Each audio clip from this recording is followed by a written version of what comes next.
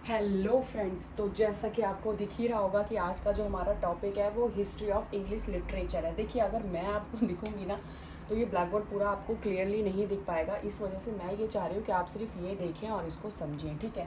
तो history of English literature जो कि हमारा आज का टॉपिक है, आप ये देखेंगे कि जब भी आप मास्टर्स करते हैं या आप बीए में भी इंग्लिश लेते हैं तो ये बहुत ही कंपलसरी हो जाता है कि हिस्ट्री ऑफ लिटरेचर के बारे में आपको पढ़ना ही पड़ता है, क्योंकि इससे रिलेटेड बहुत सारे कॉम्प्लिकेटेड क्वेश्चंस ऐसे आ जाते हैं जिसको कहीं ना कहीं हमारा माइंड ना डाइवर्ट हो जाता है कि अरे यार ये क्वेश्चंस कहाँ से आ गया, ठीक है। और मास्टर्स वाले बच्चों के लिए तो ये बहुत ही ज़्यादा ज़रूरी है।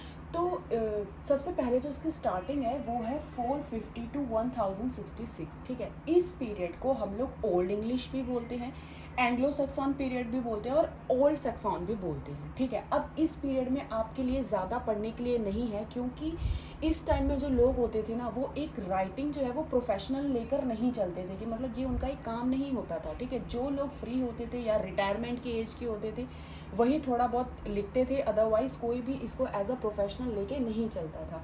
तो इस टाइम में आपके पास ज़्यादा राइटर्स पढ़ने के लिए नहीं हैं। सबसे पहले जो राइटर्स हैं वो हैं बिडे, और इन्होंने हिस्ट्री ऑफ इंग्लिश पीपल लिखी थी, ठीक है। तो हिस्ट्री ऑफ इंग्लिश पीपल का क्या था कि अब आप सबको ही पता है, जितना भी हमने अपनी हिस्ट्री में पढ़ा है या हमने मूवीज़ देखी है, जो भी हमने इंग्लिश पीपल से रिलेटेड कोई भी चीज़ अगर हमने देखी है तो वो हमें पता है कि इंग्लिश पीपल कैसे होते थे, उनका क्या जो भी उनके लाइफस्टाइल है, जो चीज़ें हैं वो सब हमें पता है, ठीक है। तो इसको आपको इतना ज़्यादा डीपली नहीं करना है, बट फिर भी आपको ये पता होना चाहिए कि ये राइटर थे और इन्होंने इस टॉपिक पर लिखा हुआ था, ठीक है। और उन्होंने एक टॉपिक लिखा था, वो ऊपर मैंने लिख रखा है। सेकंड जो है वो है किंग एल्फर्ड, ठीक है। अब जो किंग एल्फर्ड थे वो भी इस टाइम के राइटर थे, बट इन्होंने भी बहुत ही ज़्यादा ऐसा कोई वर्क नहीं दिया है जो वर्क बहुत ज़्यादा फेमस हो या जिससे रिलेट आपको क्वेश्चंस आते हो। नॉर्मली जो उनके मन में आता था, ठीक है, दैट्स इट, वो सिर्फ वही लिखते थे। तो इतना ज़्यादा आपको इस पीरियड में देखने को नहीं मिलता है। लेकिन जो मेन चीज़ स्टार्ट होती है वो होती है 1066 से लेके 1500 तक, ठीक है। अब ये जो पीरियड था है ये है मिडल इंग्लिश का पीरियड है, ठीक है। अब इसको जो मिडल इंग्लिश है ना, इस ये तो हो गई ओल्ड इंग्लिश, ठीक है, हम इसको ओल्ड इंग्लिश बोलते हैं या old section, Anglo section period, ठीक है। ओल्ड, अब आ गई मिडल, ठीक है, इसके बाद आएगी न्यू। तो जो मिडल इंग्लिश है उसको 3 पार्ट्स में डिवाइड किया गया है, ठीक है। अब 3 पार्ट्स में मैंने डिवाइड किया हुआ है, ठीक है, ताकि आप लोगों को थोड़ा ईजिली हो इसको समझने में।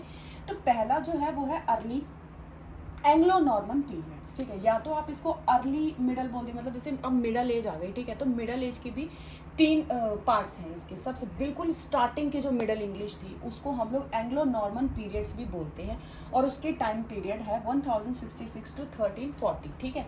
अब इसमें क्या हुआ था, इसको हम अर्ली मिडल क्यों बोलते हैं ये तो आप सबको ही पता है, क्योंकि स्टार्टिंग थी मिडल इंग्लिश की, ठीक है।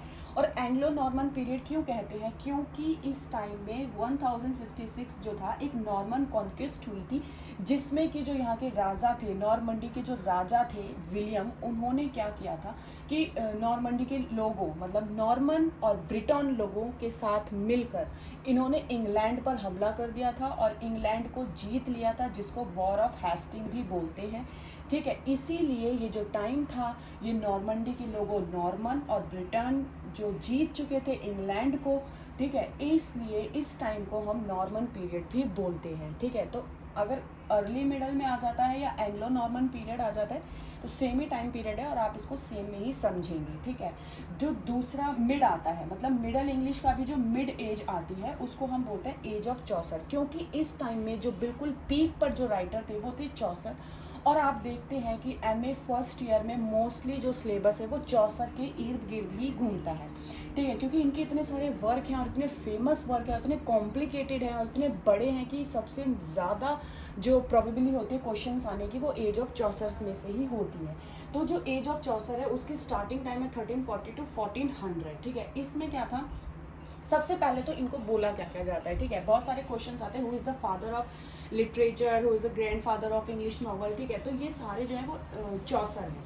Father of literature Chaucer, grand father of English novel is a Chaucer, ठीक है। फादर ऑफ रेनेसा, रेनेसा भी के जो फादर हैं उनको चौसर को ही रेनेसा का फादर बोला जाता है। Father of morning star of the Renaissance, ठीक है। अब देखिए, फादर ऑफ रेनेसा और father of morning star of Renaissance, ये दोनों ही एक तरीके से आपको लग रहा होगा सेम है, पर सेम नहीं है, ये कई बार अलग अलग करके पूछ लिया जाता है, ठीक है। अब पूछा जा रहा है चाइल्ड ऑफ रेनेसा, ठीक है। अभी फादर बोला जा रहा था तो वो चौसर है। अब जब चाइल्ड की बात आ जाती है रेनेसा, कहीं ना कहीं हम कंफ्यूज हो जाते हैं कि अगर रेनेसा की बात हो रही है तो चौसर का ही नाम आएगा, लेकिन ऐसा नहीं है। अगर फादर पूछा गया है तो चौसर है, अगर चाइल्ड पूछा गया है तो स्पेंसर है, ठीक है। अब मॉर्निंग स्टार ऑफ रिफॉर्मेशन यहाँ पे था फादर ऑफ मॉर्निंग स्टार, और यहाँ पे है मॉर्निंग स्टार और रिफॉर्मेशन। इनको बोला जाता है वाइक्लिफ को बोला जाता है। अब क्यों बोला जाता है, क्योंकि ये जो बाइबल है ये इन्होंने मतलब कि मतलब रीराइट करी थी, ठीक है। जैसे जो बाइबल है उसको रीराइट इजी वे में उन्होंने बाइबल को जो है वो ट्रांसफर किया था, इस वजह से इनको जो है मॉर्निंग स्टार ऑफ रिफॉर्मेशन भी बोला जाता है, ठीक है। जब आप एमए करेंगे ना, जब आप बहुत सारे वर्क्स को रीड करेंगे, तब आपको ये पता चलेगा कि उस समय जो क्रिश्चियन लोग थे उनका ज़्यादा ही बोलबाला था, ठीक है। सबसे ज़्यादा जो थी वो बाइबल को ही माना जाता था, ओके। तो इसलिए यहाँ पे वाइक्लिफ को मॉर्निंग स्टार ऑफ रिफॉर्मेशन भी बोला गया है, ठीक है। उसके बाद जो चौसर है, अब इस एज को एज ऑफ चौसर क्यों बोला गया, क्योंकि जो चौसर है उन्होंने फर्स्ट टाइम हीरोइक कपलेट का यूज़ किया था, किसमें, the legend of good women, इसमें इन्होंने फर्स्ट टाइम कपलेट का यूज़ किया था, ठीक है। और जो चौसर है, चौसर एज जो है वो हमको किसने बताई कि उन्होंने क्या वर्क किया, क्या ग्रेट वर्क किया, क्या ग्रेट वर्क नहीं किया, ठीक है। देखिए इसमें ना चौसर के बहुत सारे वर्क हैं, अगर मैं वो एक्सप्लेन करने लगी ना तो शायद 1-2 घंटे की भी वीडियो कम पड़ेगी, क्योंकि इनके बहुत सारे वर्क हैं, वर्क्स में इतने सारे करेक्टर हैं, उनका अपने में ही एक रोल है, इम्पॉर्टेंट रोल है, ठीक है। तो वो सारे हम यहाँ डिस्कस नहीं कर सकते हैं, पर हाँ जो मेन चीज़ें हैं जो आपको पता होनी चाहिए, मैं सिर्फ आपको वही यहाँ पे बता रही हूँ। एज ऑफ चौसर के बारे में जिसने हमें बताया वो है लैंगलैंड एंड वाइक्लिफ, ठीक है।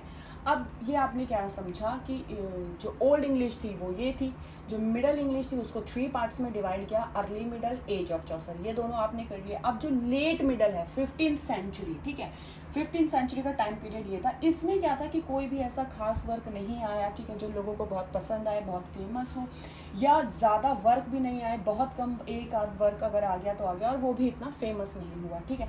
तो इस एज को बोला गया बैरन एज ऑफ इंग्लिश लिटरेचर, कि मतलब बिल्कुल कुछ भी नहीं हुआ। बैरन मतलब बिल्कुल ही खंडार, बंजर टाइप, ठीक है। तो मतलब इसमें कोई भी ऐसी चीज़ नहीं हुई जो कि हाँ बहुत इंपॉर्टेंट हो या हमें पढ़नी पड़े, ठीक है। इसीलिए अगर बोलते हैं ना लेट मिडल 15th सेंचुरी को लिटरेचर में और क्या बोला जाता है, तो आप बैरन एज भी इंग्लिश लिटरेचर बोल सकते हैं, ठीक है। तो इसके बाद जो है ना बहुत सारे एजेस आई थी, पीरियड्स आए थे, ठीक है। वो पीरियड्स अब जैसे रेनेसा पीरियड आया था, एलिजाबेथन पीरियड आया था, उसके बाद ठीक है जैकोबियन पीरियड आया था, पुरेटियन एज आया था, रेस्टोरेशन एज आई थी, ठीक है, रीबर्थ क्लासिकल एज आई थी, new classical as, Augustan as, ठीक है। तो इसके बाद बहुत सारी एजेस आई थी, ठीक है। अब उनको मैं इस वीडियो में डिस्क्राइब नहीं कर रही हूँ, बट मैं कोशिश करूँगी कि मैं नेक्स्ट वीडियो में उसको डिफाइन करके या तो उसमें अटैच कर दूँ या फिर आपको सेपरेटली उसको अलग से दे दूँ। तो थैंक यू सो मच, आपने मतलब इतना कीमती वक्त दे के ये मेरी वीडियो देखी, thank you, thanks a lot, ठीक है। तो मिलते हैं नेक्स्ट वीडियो में।